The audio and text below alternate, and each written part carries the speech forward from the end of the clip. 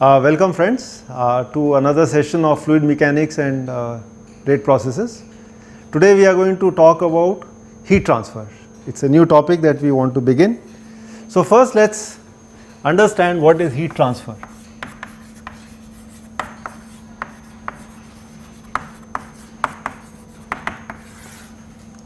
So heat transfer is that science which deals with transfer of energy between various bodies and the rates. Okay, so as you are aware, the laws of thermodynamics, they play a very important role in this science, the first and the second law of thermodynamics specifically. So they do tell us about the transfer of energy, but they do not tell us about the rate of transfer. Whereas in this subject we deal with both the amount of energy that is transferred as well as the rate at which it is transferred. So I'll just write that down. So we are interested in energy, that means the amount transferred between bodies at different temperatures.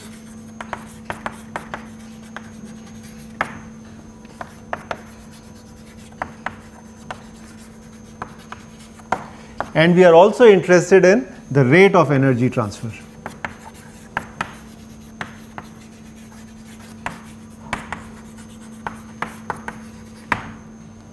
You know, I can transfer a huge amount of energy, but then if the rate is extremely small, maybe that is not so much of engineering interest to me. So therefore this aspect is also very important. So how does energy get transferred? Okay. So we are going to talk about three main processes. So three main mechanisms.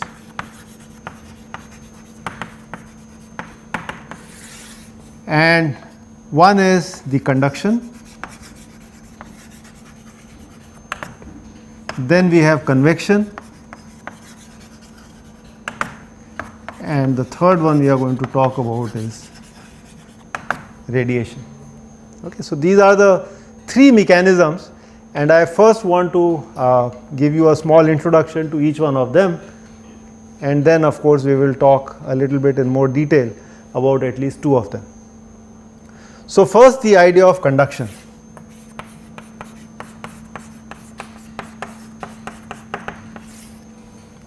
So we've just finished looking at the flow equations. If you remember, when we looked at the Navier-Stokes equations, there were essentially two mechanisms of transport: a convection, which is driven by the bulk flow, and then a diffusion, which was essentially an intermolecular kind of a mechanism.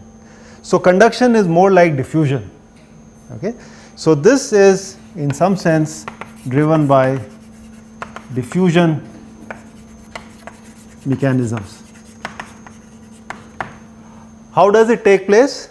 So imagine I have plates, let's say these are two plates, there is a plate A and there is a plate B, and let's say they are at different temperatures. Okay. So this is at temperature TA and this is at temperature TB. The question is, how do they exchange heat amongst them? So there would be some molecules that kind of start from the plate A and then they move towards plate B, and of course vice versa. So in conduction you are going to have transfer of energy through molecules, and the molecules can transfer this in two possible ways. One is the free molecular flow,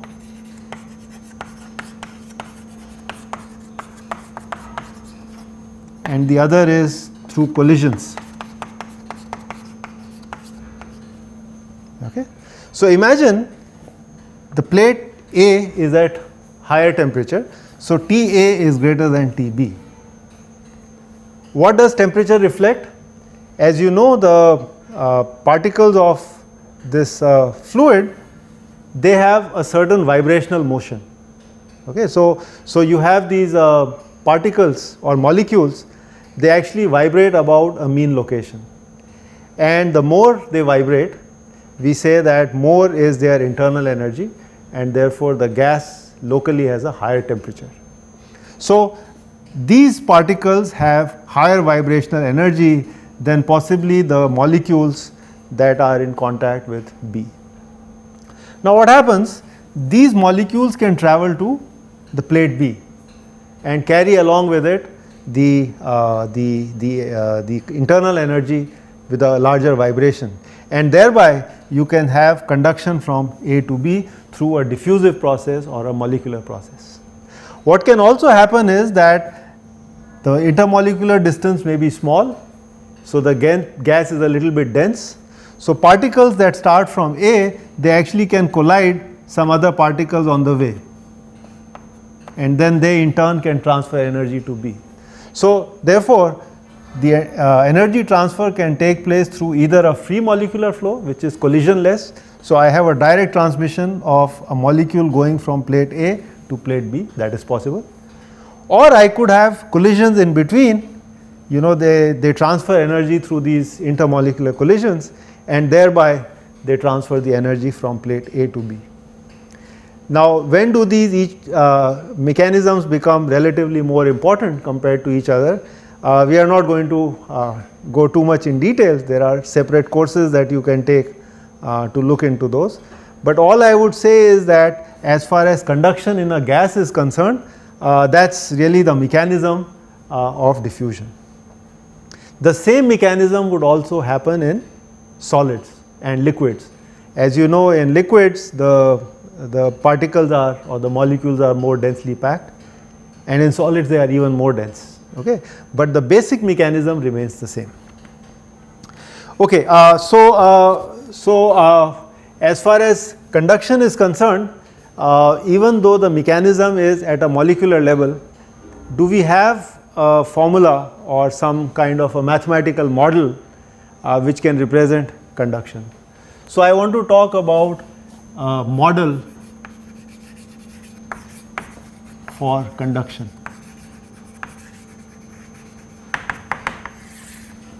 Okay, which is not necessarily at a molecular level, but more of a continuum model. So we are talking about a continuum model.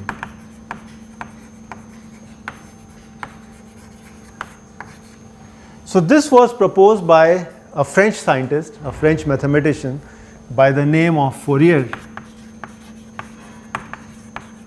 and he gave a law. He said the following, that if you have a temperature difference, then you can generate something called a heat flux, which is actually minus kappa gradient of T. So let me explain you what this is. Q is the heat flux, and as the name suggests, this is actually energy transfer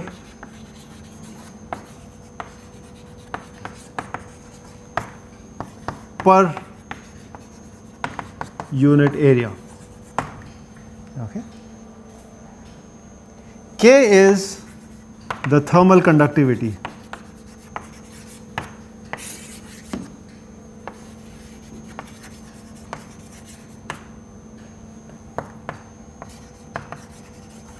So it is a property of a certain material. As you can imagine, K is greater than 0. So you cannot have a negative thermal conductivity, it always a positive quantity, just like we talked about molecular diffusion or the viscosity in case of fluid mechanics. And T of course is the temperature.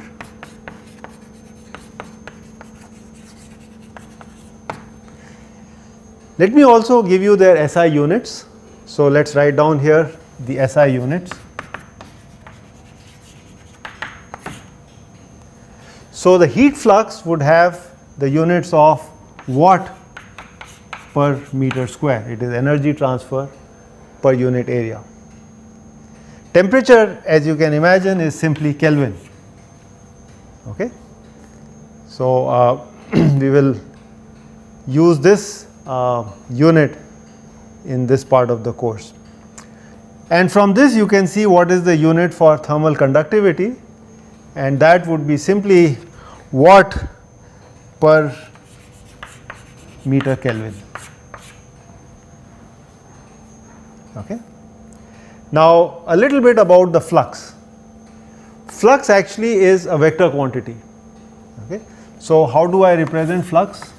So Q is a vector and it would have three components.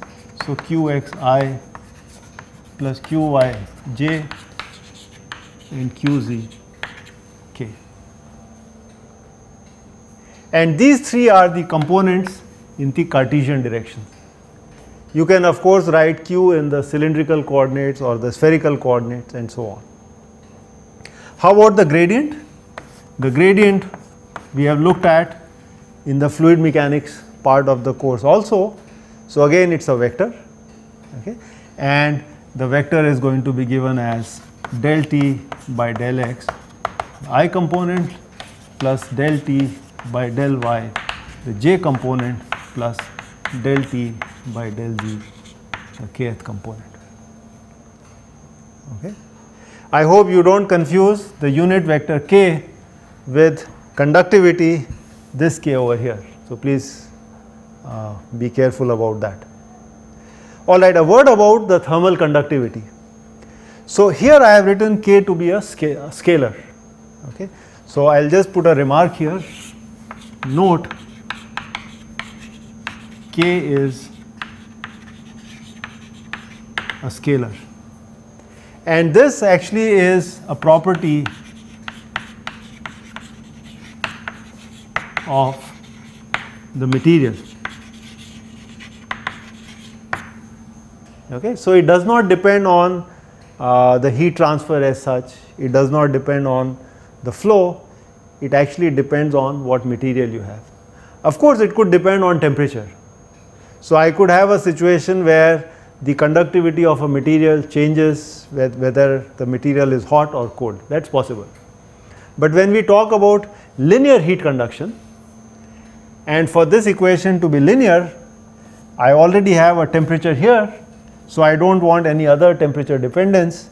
So K usually is assumed to be independent of temperature in linear heat conduction, and that is what we will assume in this course. But you could have a situation where this equation would become non-linear if K depends on temperature. That is point number one. Another interesting aspect is there are materials where the conductivity actually depends on the direction. So for example, I look at a composite material. Okay. So I could have a situation, so example of a composite material.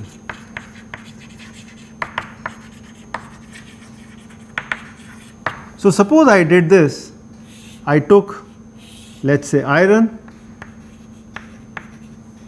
and then in it I put wood, and then I again put, so this is iron, and I again put iron here.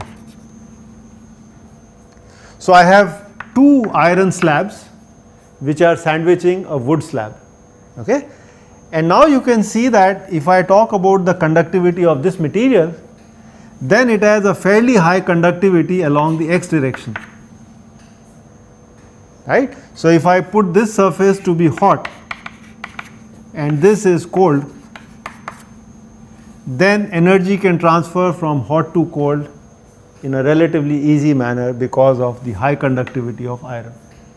On the other hand, if I try to transmit heat along the y direction, then I have a problem because there is an insulating material.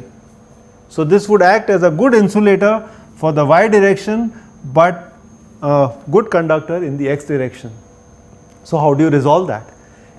Because here I have said that K is a scalar, okay, it can have only one conductivity, okay, it does not matter on the direction. On the other hand, I am giving you an example where conductivity is different in the two directions. So the way it is usually handled is that in general K is not a scalar but a tensor. So just like we talked about the stress as a tensor quantity, actually conductivity can also be a tensor quantity. However, The good news is that if I have an isotropic material,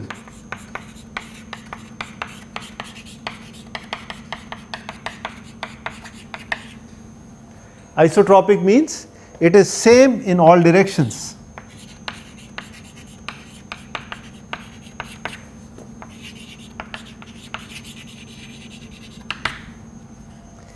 In that special case, K is a constant. Okay? So, the good news is in this course we are only going to deal with isotropic materials. Okay? So, you do not have to think of K as a tensor, but rather we will look at K as a scalar, and we are only going to deal with isotropic materials. So, if I take a block of iron, it has, so if I take this, let us say a block of iron, whether I take the x direction or I take the y direction or I take the z direction, it has the same conductivity in all three directions. Okay, so that is a very special case. Not so for this composite material that I showed you. Okay, so that is one thing. What about, can K change along a direction?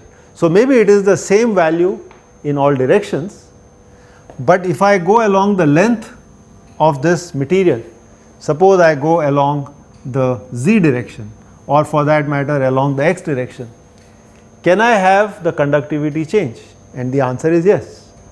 Okay, I could have a material which has changing properties, just like you could have a material with a density changing along the x direction or y or z. I could do the same thing with the conductivity of a material. So, we are further going to assume that we are dealing with a homogeneous material.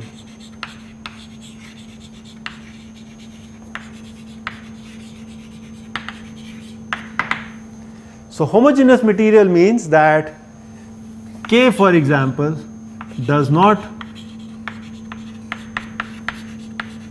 change with x. So, I have the same property at all x locations. Okay. If that is the case, then so for homogeneous isotropic materials,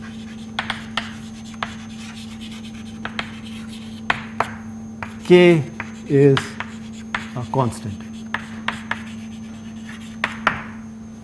Great. Let us go back to the Fourier's law. So, this is what the Fourier's law is. Q, which is the heat flux, is given as minus kappa gradient T. So, what it tells us is that if you have a gradient in the temperature field, okay, then there is going to be a flux of heat. So, heat will flow, but there is a negative sign. So, it will flow from a high temperature to a low temperature. So, opposite the value of the gradient. So, if I look at it in one dimension, so in one dimension the Fourier's law is Qx is minus K del T del x. So, what it tells me is that if I have this as the x direction and this is the temperature, and suppose this is my temperature field, then if I look at two locations, okay, this is the temperature gradient. So, the heat flux is actually in the opposite direction, because the temperature gradient is increasing from 1 to 2, the heat flow would be from 2 to 1. If we go to multi dimensions, okay, so in multi dimensions,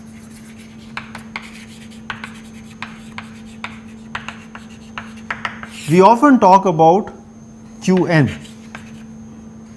and the idea is that I could talk about a body, and on this body I could have a normal,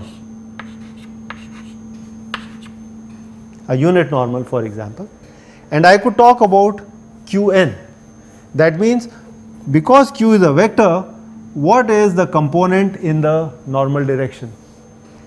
and that of course you can see would be minus kappa or k del T del N. Okay. So, this is the temperature gradient along the normal direction. Of course, this can be computed by looking at the gradient of the temperature field and then dot it with the unit normal, but we also write it using this notation. Okay. All right.